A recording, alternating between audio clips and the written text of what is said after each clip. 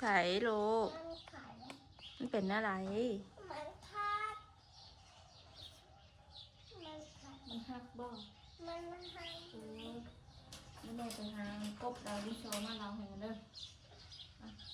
ลูกเอาตัวนี้ที่มันนี่จะที่สมนะคะสบายดีก็ลูกสบายดีป้าลุงแก้ประคำหน่อยพวกแม่ไปหาตัวดาวเห็นเด้อกบที่โชว์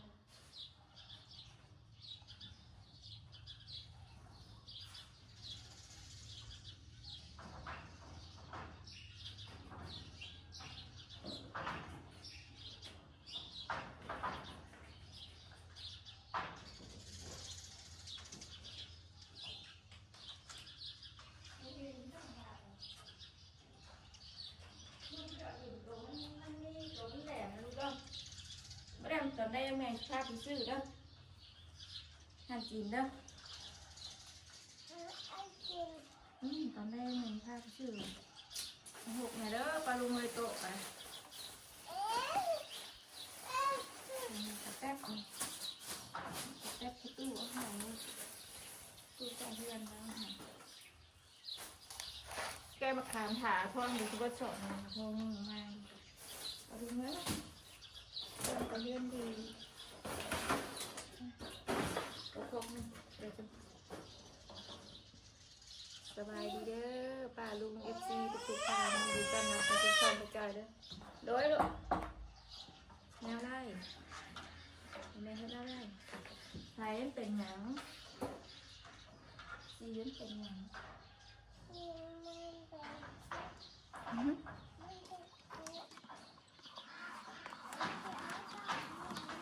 เสียงยังวะประตูเราขึ้นไปต่อยนกวะประตูเราไปต่อยนกกระจาบ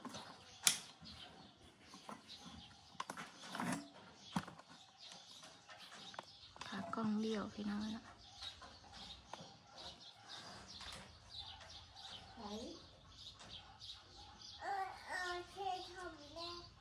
นี่หัวข้าวอันนี้หมากคู่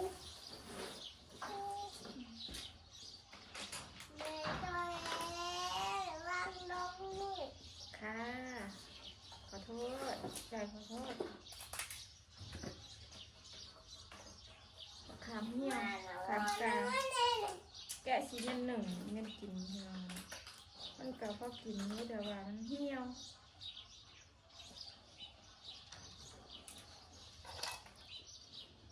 สีม่วงตัวนี้สีม่วง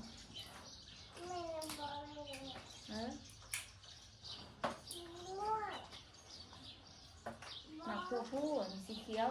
มันสีฟ้า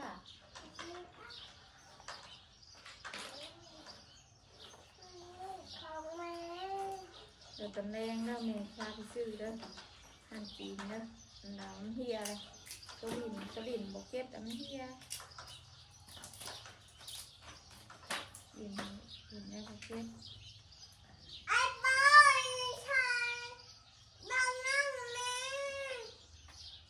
หั่นจีก็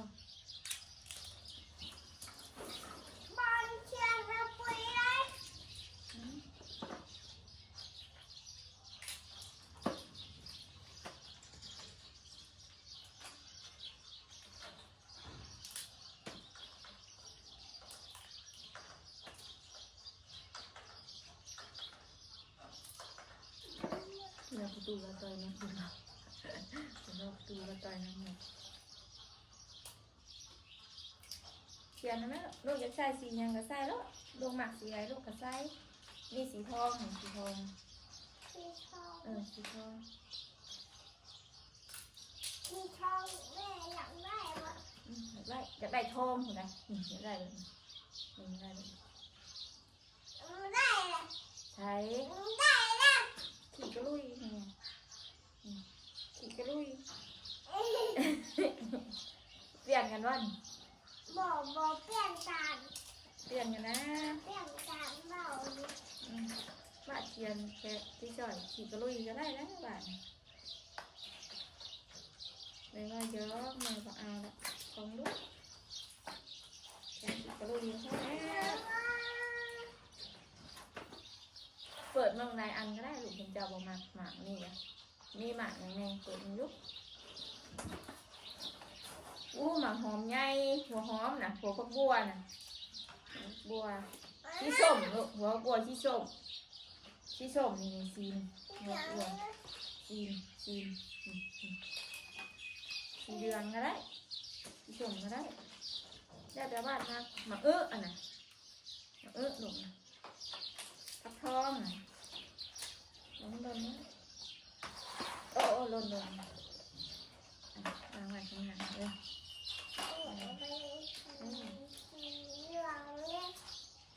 สีเหลืองนี่สีเหลืองนี่สองอันเลยสีเหลืองสีส้มก็มี2 อันสีแดงก็มี2 อัน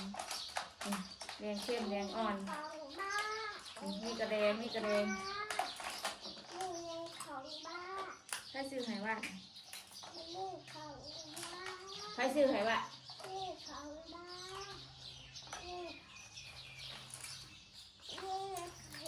มีตู้ที่ซื้อทีวีให้ว่าอันซื้อให้ซื้อจอพวกปึ้มมีบ่มักส่งนะลูกมีมักส่งบ่ไม่ได้พอว่าพอเรามาคอยแล้วพอเรามาคอยยังดูทันบ่ฮะบ้าอย่างนี้บ้าไม่หยุดเลยบ้าอย่างนี้พอมาคอย พอมาเจ๊พอเลยพอไปเรียกละหาเงินซื้อแม่แต่ว่ายังไม่ทันเลย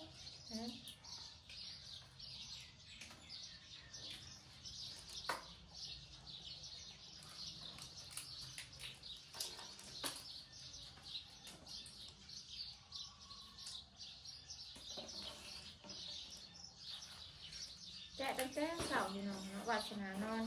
จนตื่นจอยยังแกะบ่แล้วอยู่ซื้อข่าวกันกับอาทองคนละ50,000ชอบเนื้อแซนทางกลางซื้อว่า1เงี้ยกินมา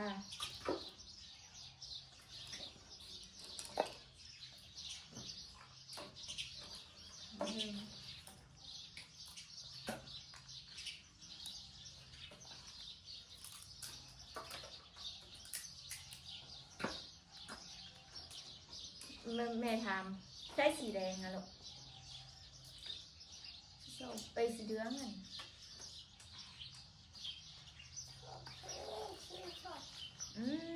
เก่งสีฟ้าได้จ้ะตัวได้สีฟ้าเก่งใช้สีเขียวในจอยนะ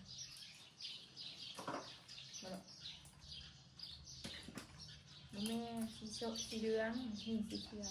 สีทองนี่เป็นสีฟ้าเหมือนกัน2 ฟ้า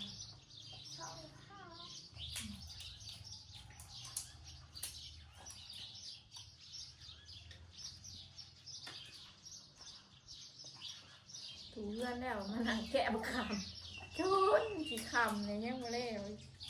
เป็นมือปลาลุงเลย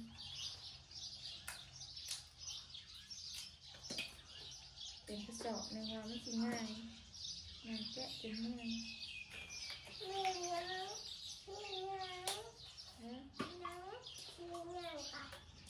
ีม่วงนี่คือกันเลย2 อัน3 อันก็ไม่เหมือนตัวนี้ก็แม่นี่ตัวนี้เป็นสีม่วงตัวนี้ม่วงอ่อนตัวนี้ม่วงเข้มตัวนี้สีดำเริ่มตัวนี้ดำโมดูน้ำตาลเนาะสีน้ำตาลสีน้ำตาล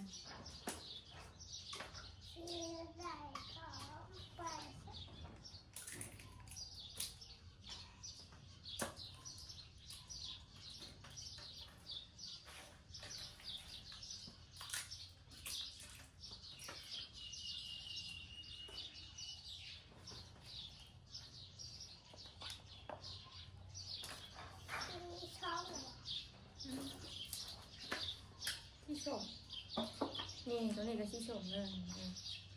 เนาะสีแดงอ่ะสบายนะแม่หลอกว่าคือบรินอันตัวต่อตัวเลขตัวนี้มันใส่บล็อกมันแล้ว1 2 3เลยกับ A B C นะอีด่าคือบรินเดี๋ยวนี้นะเขียนไหมเขียนรถอีด่าอยากมักสีอะไรอีด่าก็ใส่อยากใส่อะไรสีอะไรใส่รถ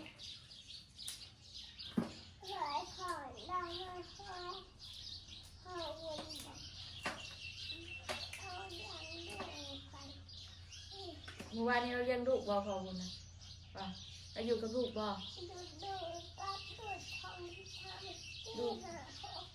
อยู่กับลูก2 คนบ่เราเห็นอะไรลูกให้เราหยั่วบ่เราไม่ได้ให้บ่เราบ่ให้เราว่าอะไรเราโอบ่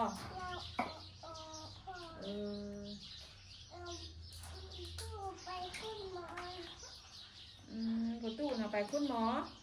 อีหลานน่ะอยู่กับพ่อบ่อันนี้จอยได้จ้ะอันนี้จอยไปบุญเมื่อวานนี่พี่น้องเนาะพากันไปบุญมาแต่ไปส่งในตู้อยู่โรงพยาบาลตั้งแต่ตอนเช้าเนาะไป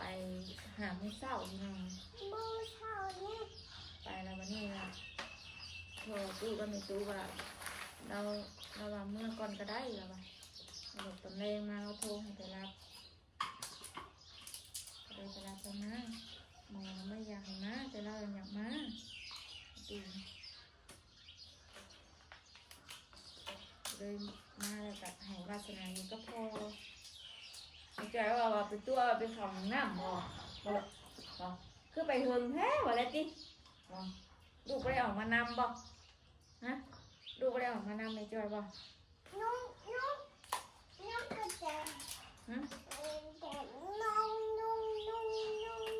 แพ้เอาหายว่านะบ้าอยากซื้ออันนี้บ่อยากซื้อมันกุ้มนี่ซื้อนะเงินอาหารหายนี้สิอยากซื้อ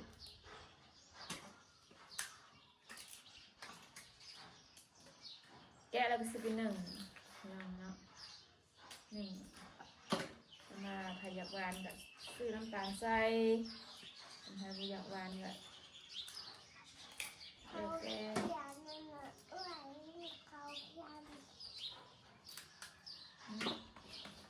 มันจะพอกินรู้แต่ว่ามันเห็นปลา1มันแบบซุ่มสินะเย็นใบเขายามยา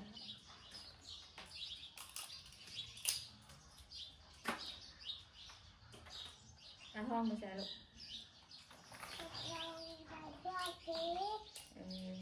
ห้องไปเลื่อนดีซั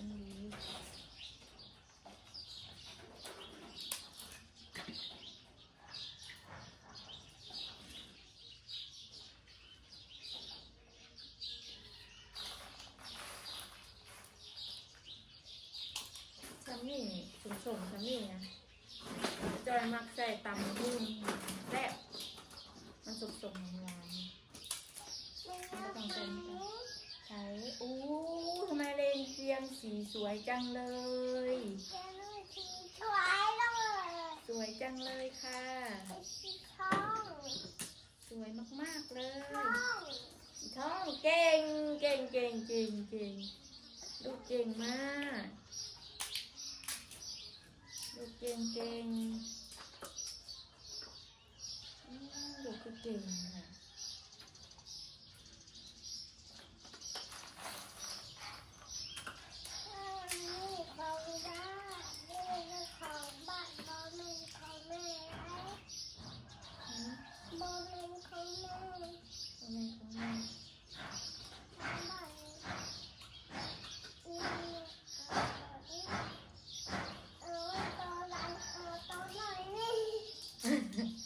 ม่วงแต่หน่อยสีม่วง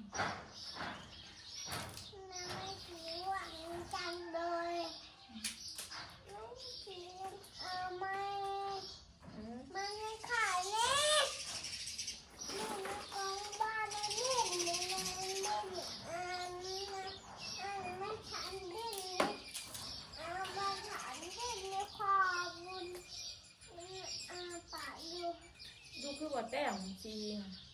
ลูกคือเอาสีมาเรียงเห็นลูกคือหัวแต้ม มันบ่แซ่บ อืม มันบ่แซ่บ ลูกคือหัวแต้ม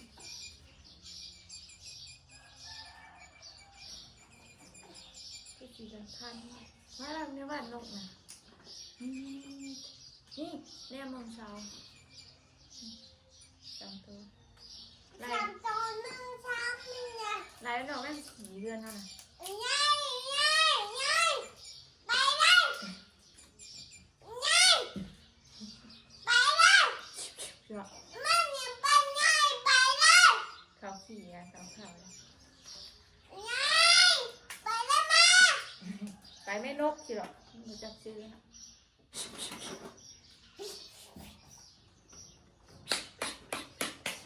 มันบกไปอยู่อ่ะ มันบ่ไปละ มันบกไปเนี่ย มันบ่ไปชวนอาสัก อู้เห็นอ่างนี่ลายสีมันกองคูนอยู่ ของคุณดูเดือน ขนาดที่มันห้าปัดชั่วโมงเนี่ยปวดชั่วโมง เราบอกกวด บอลเราประกวด เราบอกกวด ป้าเหมือนมีลายลูกเรา ตายแล้วเอาว่าเอาดีดีดูเอาว่าเอาดีแค่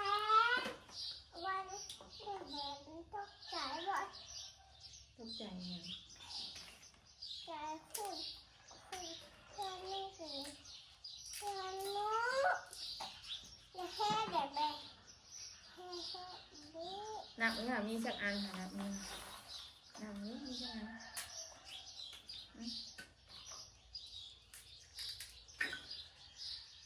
นี่เป็นคำไม่นานนี่เข่าเลยเนาะเหี่ยวเลยหล่าเลย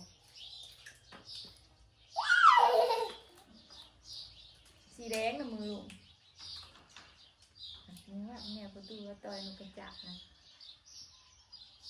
ว่าแม่ต่อยที่ประตูนั่งหลายอ่ะตูละต่อยอ๋อสีใส่เงินเรา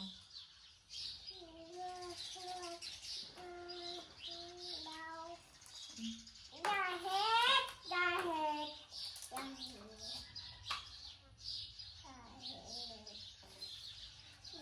ดอย่าเฮ็ดอย่าเฮ็ดอย่าเฮ็ดอย่าเฮ็ดอย่าเฮ็ดอย่าเฮ็ดอย่าเฮ็ดอย่าเฮ็ด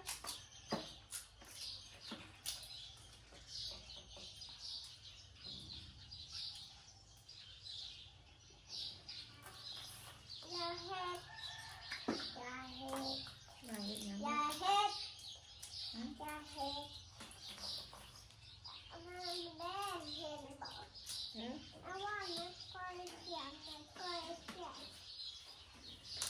นี่ของแม่จ้า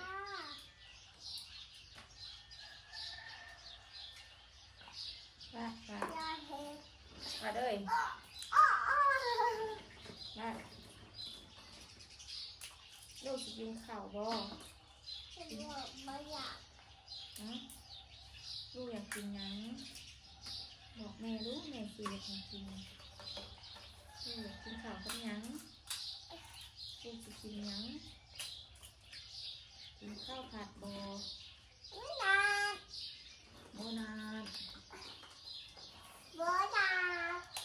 นี่แต่บ่นาน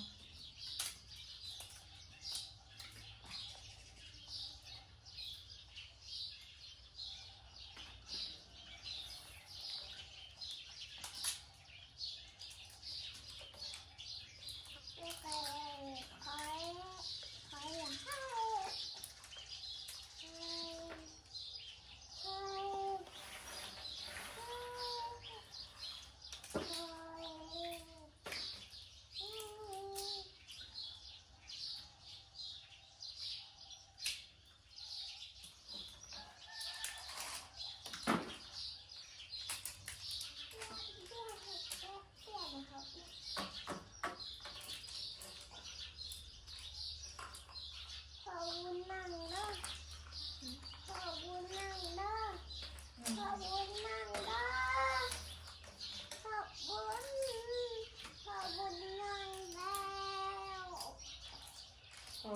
บุญนั่งเลยแม่ เออ ขอบคุณนั่งเลยพ่อ พ่อไปเรียกแล้วลูกเกือไปไหว้หั่นนะมันนะแม่เอาขึ้นมาเขียนนะแม่ลูก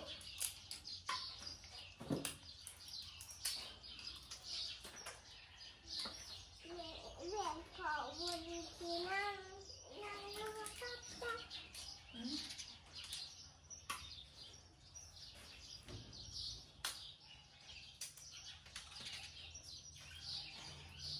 อย่าเฮ็ดอย่าเฮ็ดอย่าเฮ็ดอย่าเฮ็ดอย่าเฮ็ดอย่าเฮ็ดอย่าเฮ็ด นี่แหละน่าได้แล้วก็แก๊กกันคำเหี้ยวบ่ลูกลูกคือบอกเขียนจะเจือลูกคือเขียนกี่ได้เหรอ บ่ อืม เรียนปุ๊บ ภาคในที่ถามเมื่อคืนนี้วาดเป็นหยังวาดคือให้ฮะบ่ลูกอันไปบินเมื่อคืนนี้วาดคือให้วาดเป็นหยังวาดคือให้ให้กลัวอยากมาค่ะ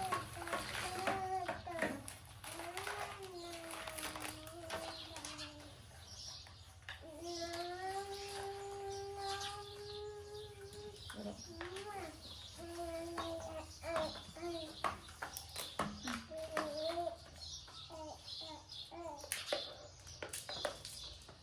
เลือกของให้เราทานสองนี่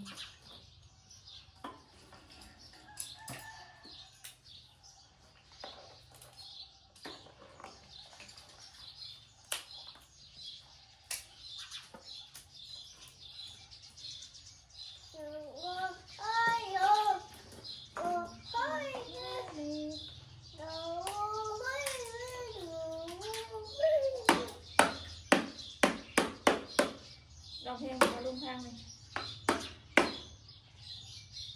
คุณแค่ดีนี่น้องแก็บทานแล้ววันมานี่น้ำหายแล้ว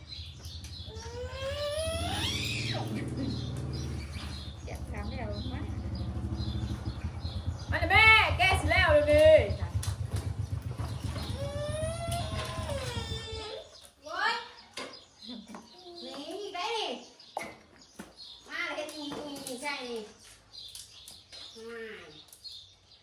บัดเช้า30,000กุ้งไก่ไก่กุ้ง มากินแบบ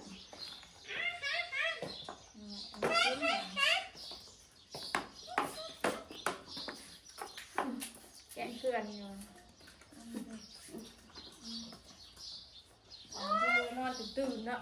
จะนั่งแกะเดียวเจ๊กี่หู ไปดิ ร้านเธอแฮปปี้ บอก ไอ้จะเฮ็ดลูกได้จะเฮ็ดมันตกแล้วมันปนได้นี่ หลานฉันนายกระตือว่าหลานฉัน ตายอย่าได้ถึงกะตึกมันก็ใส่แล้วไป อะไรส่ง เรายังเมียนเสร็จตำหุ่งพอดีเลย พอดีแซ่บพอดีวันเราจะตำหุ้งยำดอง งามอยาก ยำเห็ดดองเห็ดแดง งามอยาก ดองบปันไดหรอกตามหุ้งเขาถ้าบัตเชิญมันอยู่แต่ว่าถ้าง านแต่งงานมาเชิญต้องเอา ต้องมี พกมาอย่างนะคะเนาะ ว่า บุ ไม่ ญ ได้ ยากส่วนมากเขาบุญยากหรอกสิ ไม่ได้อะ โอ้ยลูกหลานจะขึ้นเก็บเอาหน่อยเนี่ยบ้านเลยนะ กินแบบอินเดียแล้วเขาเรียกปั๊มด้วยอันนี้เอาไปเลย บอกแล้วเขาเรียกเอ้าแมงเนี่ยมันจะถิ่นบักลายหนึ่งนะมันมีแต่มะขาม ปั๊มให้ ตอนเขามากวดการบ้านจำได้บอกว่าเราอยู่สองคนยังมาที่ข้ามมากของคนในลูกแล้วมากวดแล้วมันบอกแล้ว หมากล้วยก้า ถือยุ่งมันวะสองคน หมา ถื ก อยุ่ ล้ ง วยก้า บอกเขาสองคน แม่มากล้วย สองคนจะอยู่กับ โด ลูก ย สม ส มุ มุ ติ น โด มากล้วยกินบ่ ตอนตัวโทรหาหัว ไม่เลย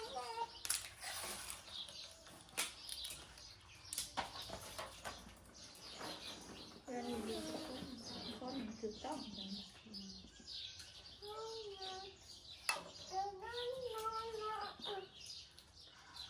จมยังแต่กินน้ำบ่ บริเวณปูนเก่าอ่ะ บ่กิน มันขึ้นน้ำมันเก่าเลยสองที่เก่าเลย เพื่อนน่ะใหญ่เลยจะอยู่สองคน ลูกเดียวอีกเนาะแค่ว่าสองคนเหรออันนั้นอยู่น้ำดิสมโน่ซื้อได้ อย่าเฮ็ดโทรศัพท์ให้แตกนะอย่าเฮ็ด อยู่คนเดียวเขาบอกว่าอยู่สองคน เกียนให้มันตะเวียนสองสามไร่หนึ่งกันเสน่ห์เห็นพวงอากาศมันหนาว เพื่อนในว่ามาแล้วก็กินยาแก้เสพไปซองเม็ด เต้กินมันก็ได้บ่ ยาพิษที่ใบเม็ด แม่นี่นะอ่ะ ทำศิลปะกันยัง ม่วงกอยวาดกอยเจียวตรงดวงเนี่ย มองกันก็มีอยู่ แล้วกอยเจียวไปแหละวาดว่านัวนี่พอกินนัวบ่ เดี๋ยวก่อนสิไปรักไอ้คุ้มเห็นไอ้คุ้มเอาที่ทอน บอกเอา เอาหลักไม่เห็นบอกเจ้า ส่งมาส่งกินช่วงอ่ะกันกินเมื่อนั้นกันอยากแห้งอยู่นะ กันรักกันสิบอกโตที่กันรัก กิน มั มัน น กั กัน น เอา เอา กันรัก ใหญ่กินแล้วมาคามกันสิว่ายังลูกเนี่ยมาคามนิดกัน นักแล้ว จะกินมาได้บ่หลวงแห้ สิรักมองม่วงพอบุญกินให้กินบอกเป็นยัง โอ้ยเราบอกกินหรอกนะ ม่วงมากจนต้องทุงยางนั่นเอาอยู่เพื่อนน้องอยู่ นี่สิได้ดอกม่วงกันนะคือมองเพื่อนยายสีกบของในตู้ยำหน้าลบยางได้ใช่ดีนี่วะจำไอ้แรงอยู่นี่คนรอดล็อก เพื่อน เรือ เพื่อนมาเตียงนะมีดอกม่วงนั่นแหละเต็มเลย กอบจำนักกินมันยังอ่อน กรอบมาแล้วแซ่บแล้ว น้องม่วงนี่ใหญ่แบบสมใหญ่ของเราใหม่สมแบบที่ว่า ม่วงนี่ก็สมด้วยกันแต่เป็นไงนะกินแค่แถวอ่ะนะใช่เกิดตอนนี้หน่อยแล้วกินพัก สมแค่สมบ้าง กรอบกันน้ำมันยังไม่กินเลยยังไม่แต่งแก้วแต่เก้า ให้สิดื้อครีมมันจะหก แก้ เรื่อง วไว้ ไว้ กันเสียไว้กินเชื่อละ2 ชั้นหมดเพื่อเพิ่ม รถตู้ข้างๆนะมันมาจะเรื่องดีเลยนะแต่ การหาไปเห็นงานนี่เขาเสือว่าหรือว่าอันเจ้าของคนกับโบเพบยังราคาตอนนครลงมันจนมันนี่ฮอดเขาไปเบิ่งก็ยังคิดกันอ่ะการจนเห็นละการจนแบบขีดหูขีดตากันจนว่าเราผู้ชายกับมึงมาช่วยกันแต่คนแค่นี้ว่ะเป็นใจโตนชาติ งานอยู่ต่างประเทศงานข่าวด บอกแบบว่าพี่น้องนะแบบว่าแพ้เด้อเอ้ยแพ้พี่น้องเด้อน้องแบบว่าช่วยกันอ่ะตอนเอาลงนะอันนี้น่ะเงียบแล้วกะคนก็นั่งบ่งจะรู้จะโลเลยเฮ้ย ำที่แรกคนถูกคนยาก กันละอู้กันเงินแต่เก้าเพิ่นเอาลงชอบลงนี่เนาะบ่จักเด้อช่วยกันเด้อนั่นบ่มีฮอดหม่องสิเข้าอันนี้ตัวฮู้บ่ผู้บวชเป็นตัวน่ะเที่ยวเอาอันนั้นไปวางไว้ในรถน่ะก็ร้องเห็นแล้วก็ได้โดนชาตอนแรกกันว่าสิบ่ไปส่งเลยโดนชา พ่ออีเด็ก นั่งไปอุ้ยกับบริการนะ เป็นถูกคนยากที่แรก ก็แบบว่าสักเท่าไรเนาะแบบมันก็ขึ้นอยู่กับเจ้าภาพเขาเจ้าภาพแบบว่าแบบผู้มีผู้ใดแบบว่าเฮ้ยจอยกันเด้อขอลงเลยเด้อไม่ใช่สิกับบุมีนะจอยกับพวกลงศพกับมา2 คนมื้อเนี่ยก็บ่งว่าตอนเอาศพลงน่ะเที่ยวเอาอยู่กันจนว่าเอ้า ไม่นับไป คือว่าซอยกันแน่ผู้ใดเป็นผู้ชายคือว่าซอยกันแน่ที่ใดจอยผู้ใดหันมาจ้ะนางก็จะรูปอยู่ได้โอ้ บ่ได้ไป กันแล้วกันงงเลย ไอ้ก็ดีบ่ได้เจอบ่ได้ไป กันจะได้ว่าปกติบ้านเฮากันคือบ่ได้แบบนี้ว่ะแต่เก้ากันคือว่า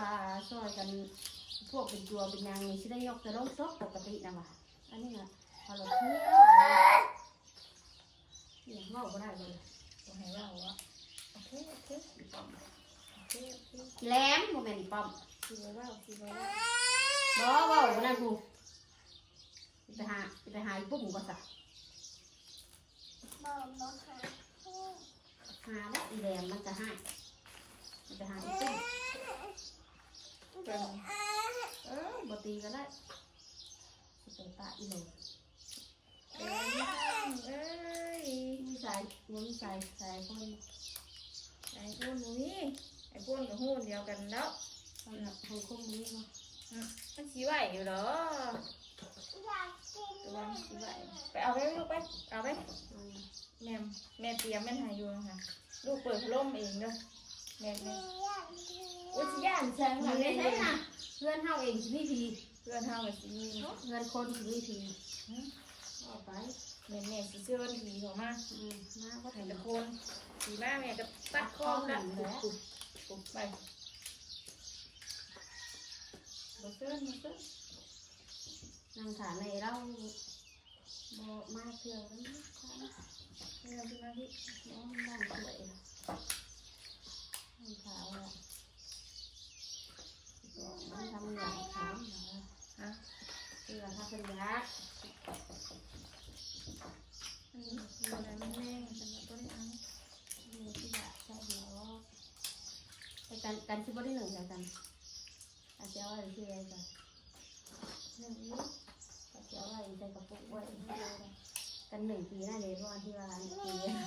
นำ โมแมนมันด เก็บแม่ส ำ ว มัน น เอาไว้โดนมาได้มันแบบสู้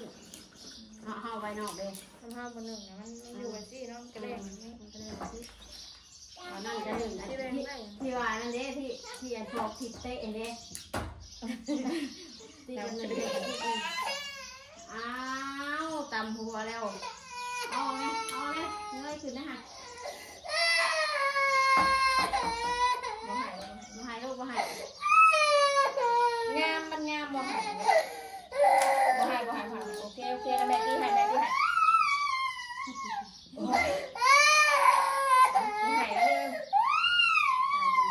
ใช่มันเจ็บตรงไหนมันกินมองไหนมองนี่บ่เที่ยงอ้าวแม่ตีให้แล้วเที่ยงเดี๋ยวตัวหังหมุนลายเดี๋ยวแม่ตั้งของมันคือไปเอาไปตายเรือเจ้าของเหรอย่างมันสั่งเห็นเนี่ยแม่มันก็ได้ย่างนี่ไงย่างแต่ก็มีมันใส่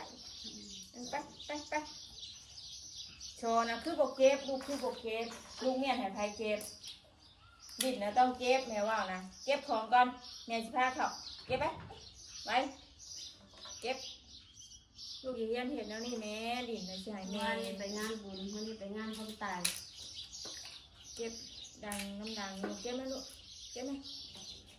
เก็บลูกไปแม่ให้คนอื่นนะฉันลูกบอกเก็บนี่ว่าที่สิหางานให้จะในเฮ็ด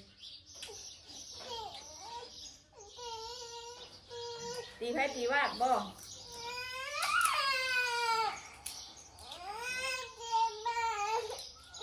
ตีไผ่ลูก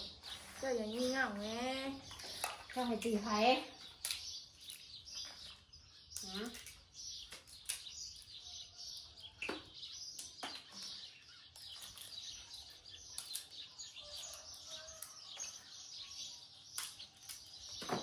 งานแกะกินหักหายเป็นลายลูกเอ้ย ที่ใกล้ปากสิ โอ้ได้แม่สตีให้แล้วแม่สตีให้แล้วอุ้ยนี่บอกไม่เพาะเลย เอาที่ใกล้ปากตาเมามาเลย พูดไม่เพาะเลยเนาะแม่เสร็จน้ำตาให้ ขอโทษจ้าคุณหลานขอโทษ น้ำขอโทษโทษนะบ่ ขอโทษนะรักหลานที่สุดเลย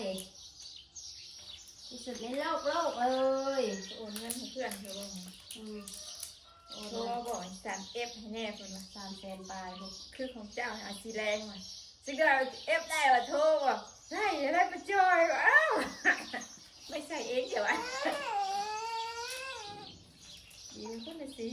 300,000 ปลาย เพื่อน มันแม็กซิดกันแน่เลยนะรักษาซิดเลอร์วันนี้วะบางหาวอะไรด้วยบางหาวมันเจียว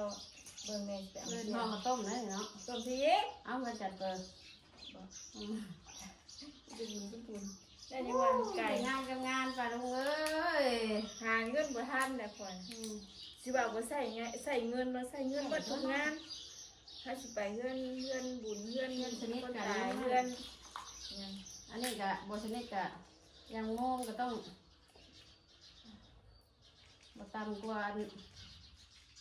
อยู่แล้ว เบิ่งมันแม่สิได้แบบนี้เบิ่งกูดีกับงานส้มตาย หาวันแม่อยากออกให้ออกไปเอามันช่วยแก้วมากินก็หมักกระแทบนี่กินส้มบ้าแตกโคกนี่ แต่ไม่มาเอางงเยอะเลยในตู้เย็นอะงูกรอบนั่นไงอยากก็ไปเอาที่ลูกเดี๋ยวอ่านสิรับตาดิไปเด้วาดไปยังไปหอดเต้าแมมแล้วบ่หลานหนึ่งหลานวาดไปแล้วบ่รับตาดิสองไปแล้วบ่สามวาดไปแล้วบ่สี่ห้าวาดไปแล้วบ่หกไปแล้วบ่ใครมา ผมไม่ใส่มาใส่ไปแล้วบ่ไปได้รับตาสิบอดได้นี่ไปนะแม่ใส่ไปยังเห็นยังโทรศัพท์ ชอบทำแม่ โทรศัพท์แม่ไปป่ะนี่ไปไหมน้ำไม่อาบได้น้ำไม่อาบสิเลยน้ำไม่อาบสิเลยลูกเร็ว อยากกินเหรอ วันนี้นะผีนะมากกว่าตัดคอหลดผีไม่ใช่ อยากคอมมา เหยียบคอเลยเหยียบคอ ตัวหอดเสียนั่นไป เป็นนะ ไปซะไปเดี๋ยวไปลุงเอาพักแค่ ไป